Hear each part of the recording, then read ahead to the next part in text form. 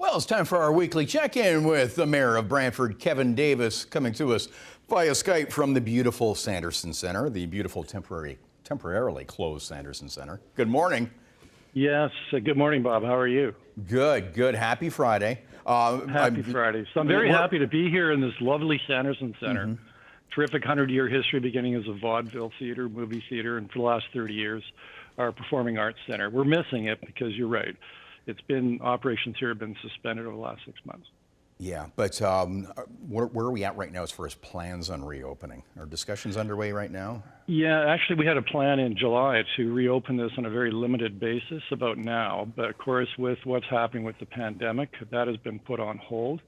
And we'll have to see what transpires over the next several months. But there is a plan for this facility to open on a very gradual, safe basis. We're just waiting for the indication, the go-ahead from public health. But, you know, let's be honest, I don't think that's going to be in the very near future. No. Hopefully sometime in the new year. No, but it's important because a lot of the businesses downtown depend on the people that are drawn into our downtown by this performing arts center. With the great acts booked in there, I'm always amazed at some of the shows that come through the Sanderson Center. So let's stay with downtown. There's a counselor who's taking on the problem of discarded needles in the needle exchange program. Yes. Yeah, a little bit different than in Hamilton, because in Hamilton, your health unit or department is part of your city. Here in Brantford, we're one of 6 cities in Ontario where our health unit is completely separate from and independent of the city. So, yeah, so he's brought a resolution. It's coming to council in about 2 weeks, I believe, where he's asking that council make a statement about not so much the needle program, but certainly the collection part of the needle program, that a better job must be done. How are downtown businesses doing? Yeah, they're suffering, Bob. For example, Sanderson Center not operating, and another big impact has been Laurier. Laurier is operating, but you know they might have 100 students here downtown living in residence, a fraction of what's normally here, and the students create a lot of business and flow and revenue for the downtown businesses. So yeah, and that's not going to come back probably until next September. Yeah. So it's going to be a tough 7 months for our downtown, as I'm sure the same for many downtowns across Ontario.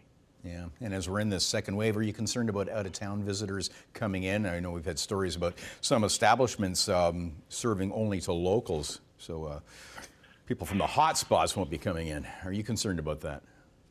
Well, sure, it's a concern, but the way you deal with that, because you can't prevent people from coming into your city. We live in the GTA, and there's free flow of people and goods and whatnot. But the important thing is making sure that the rules, the public health precautions are in place, and people follow that, and businesses follow that. That's the critical part. Since we last spoke, there's been a bump in the road on the sale of Arrowdale. There's a group called Know Your City Incorporated applied for a judicial review to block this sale. Yeah, that's true. That's been reported in our local press. Because it's before the courts, it's very limited what I can say about it, obviously, but that's correct. There is a hearing tentatively scheduled, I believe, December 11th. Okay, but they're obviously don't want to see that park space and golf course go. Mind you, some park space remains, but you need that money for affordable housing, right?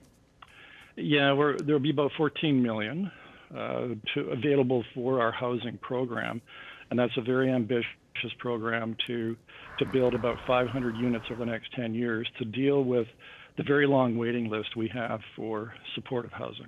Okay, tell us about the steps you're taking at City Hall to speed up building permits and cutting the red tape. We were actually speaking with Burlington Mayor Marianne Mead-Ward, who claims that Burlington is number 2 in fast-tracking building timelines, so it's on.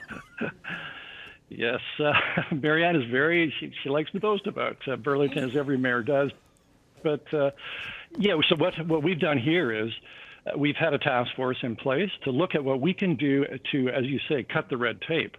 And we got the report. It came to council this week. There's a plan. There's about 30 steps that we hope to take that'll substantially improve the building permit planning application process.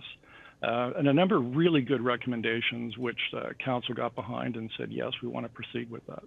Okay. In lieu of the canceled performances at the Sanderson Center, can you belt out a show tune for us before we go? Oh, we're out of time, darn it. How about my way? I love my way. Maybe next week. Good to chat with you, Brantford Mayor Kevin Davis. All right. Okay. Back after this with more Morning Live. Happy Friday.